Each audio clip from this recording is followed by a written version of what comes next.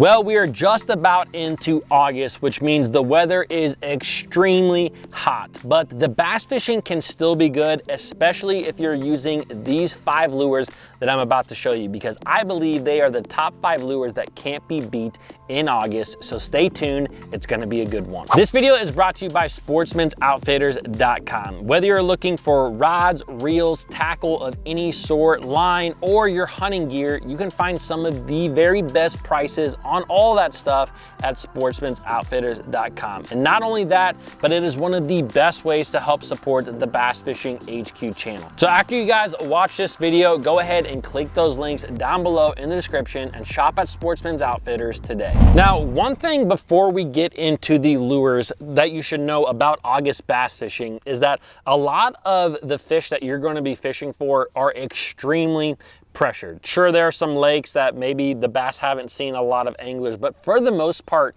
you know, bass fishing is extremely popular in March, April, May, June, July, but the bass have seen a lot of your traditional lures. And so a lot of the lures that I have here are going to kind of play off of that pressure, which is why I have selected them. Lure number 1 is a topwater bait. And I don't have a specific bait here because I think that all topwater fishing can come to play in the middle of August. And the big thing here is you want to pick the right topwater for the situation that you are fishing. If you fish a lot of lakes that have grass in them, a lot of times you're going to see that mats are starting to form, and those bass are going to get right up underneath of those mats. So one of the best topwater baits that you might pick out is a frog, because that frog is going to come across that mat. Now maybe you fish ponds and those ponds have a lot of bluegill, or maybe you have a bluegill spawn that's happening in the lake that you are fishing. In that situation, I might pick up a topwater popper style bait because that really mimics a bluegill. Now, for me and for a lot of anglers, one of the best topwaters to use is some sort of spook style bait, because that bait, you can cover a ton of water and it really mimics a lot of bait fish and shad that the bass are eating. Since I fish a lot of lakes that the bass eat shad in, that is one of my favorite top waters to go with. Now, one of my absolute favorite spook style baits is this Evergreen JT 95 size or 115. And this bait here, it's a silent bait. There are no rattles in this bait. I have said this before on the channel, but I think that is extremely important, especially when you get into the month of August where those fish have seen a lot of pressure, is throwing something that doesn't have a tremendous amount of noise, something that just kind of sneaks up on the fish, and that Evergreen JT is a great bait for it. Now, if you fish more river systems that have a little bit dirtier water in them, then a buzz bait might be the lure of choice. The big thing that I have found is that no matter where I go in the country, if I'm fishing in August, I have some sort of topwater bait tied up. And a lot of times I like to throw topwaters where I don't think other guys are throwing topwaters. For example, sometimes you'll fish around docks where you know a lot of guys are skipping a wacky rig up underneath that dock, or maybe flipping a jig. Those are the same areas that I like to throw a topwater. Maybe I'll throw a walking style bait along the side. Maybe I'll skip a frog way up underneath there. But if you can think of areas where bass are being targeted with other techniques, pick that topwater up, you're going to catch some big fish on it. Now, lure number 2 is a deep diving crankbait. Now, when I talk about deep diving crankbaits, there's something very specific that you need to know about them when it comes to fishing them in August, because again, like I talked about, a lot of the fish have seen all of your typical deep diving crankbaits. So for instance, this is one of my absolute favorite ones to fish. This is a Strike King 6 XD. It dives down to about 18 to 20 foot. But here's the thing with this bait. Again, listen, no rattles in it. This is a silent bait. That is something that is extremely important. Like we talked about with the topwater, sometimes having baits that don't have any rattles in them at all, they really kind of sneak up on the fish. They kind of scare the fish almost into biting them. And so that is something that I really try to fish a lot when it comes to a deep diving crankbait. Now, the other bait that I really like is something that's so tremendously big that it just looks very different to a bass. And for that example, I have a Strike King 10 XD. As you can see, this bait has rattles in it, but this is a big bait. Like, this is a big hunk of plastic. I mean, look at it in my hand. It almost takes up my whole hand. You know, a 6XD is a pretty big bait, and you can see here that this one pretty much dwarfs it. So having something, again, that is different, whether that's a very silent bait or a just ridiculously big bait, that a lot of times is what can trigger big bass into eating. And the big thing with this bait that I'm going to do, and with any deep diving crankbait in the middle of August, is I'm gonna burn this thing. I'm gonna make a long cast across that ledge, that hump, maybe that stump. I'm gonna burn this thing back to me pretty much as fast as I can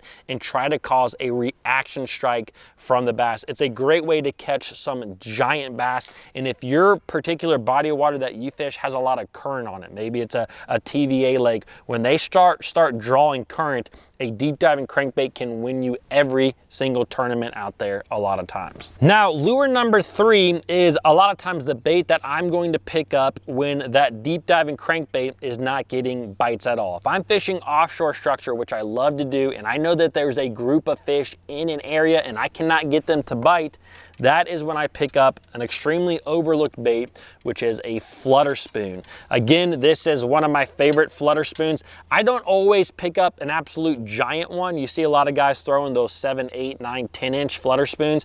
I still like a lot of these 4.5 to 5.5 inch Flutter Spoons. They catch a lot of fish. They get a lot of bites, And this is just a bait that a lot of guys don't always pick up a lot of times. And the thing with the Flutter Spoon is that when you have certain lakes out there, a lot of these bass are going to rise off the bottom. When you have current a lot of times on lakes, they will kind of suck into small current breaks along the bottom. When there's no current, which happens a lot in the summer, you will actually have bass that rise up off the bottom. They may be 3 foot, 4 foot, 5 foot, 6 foot off the bottom. And one of the best ways to target that fish is with a Flutter Spoon. I'm gonna cast this bait out across that school, exactly where I know these fish are, and I'm literally just gonna rip that bait real high, drawing that bait probably 6 to 7 foot off the bottom, and then I'm going to kind of let the bait fall back down on pretty much a slack line. I'm gonna let it kind of do its thing, but I don't wanna have I want to let the bait fall slack, but I also want to be ready for a bite. So this is a really important thing when you're fishing this bait, is when you're letting that bait kind of flutter back to the bottom, that is usually when the fish hits. It's going to be a big thump most of the time. I mean, an absolute just boonk on your rod. And when that happens, I mean, you just want to set the hook, you know, into them. So be ready when that bait is fluttering down for that big pop. This is, again, it's a great way to get bass triggered. This actually happened to me here recently.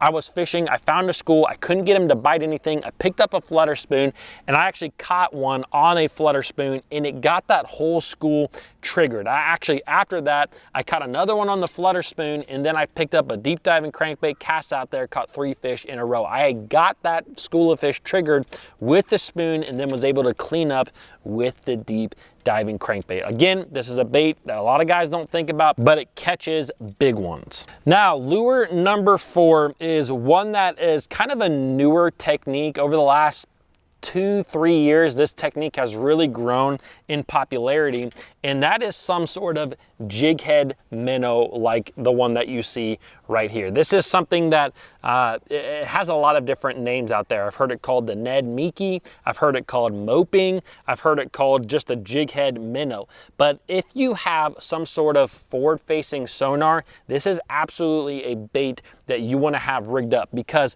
again, you're gonna find schools of fish out there that aren't eating Flutter Spoons, they're not eating, you know, jigs, they're not eating crankbaits.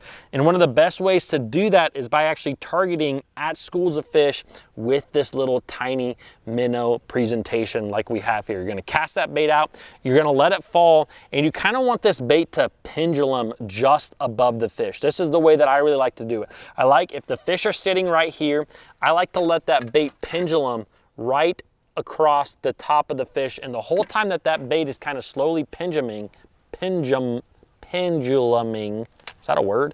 The whole time that bait is going down like that, I'm slowly kind of popping my rod like this. pop, pop, pop, pop, pop, pop, pop. And that bait down there, as it's going down, is actually, the popping actually just makes it kind of rock back and forth, popping it, rocking it back and forth. And this can be a way to actually catch fish when they will not bite anything else. This is actually kind of the way the Bassmaster Classic was recently won. There's been a lot of bigger tournaments won with this technique. And even if you don't have forward-facing sonar, this is still a technique that you can use and catch fish on. Even if you're fishing ponds, if you know that there's some fish in an area, just try to keep this bait in the middle of the water column and just kind of pop it slowly. It's a very finesse technique. So a lot of times you want fairly clear water with this technique, but it is a great way to catch fish when they will not bite anything else. Now, lure number 5 is the Texas rig, and this includes all Texas rigs. Just like I talked about with the top waters, you really have to select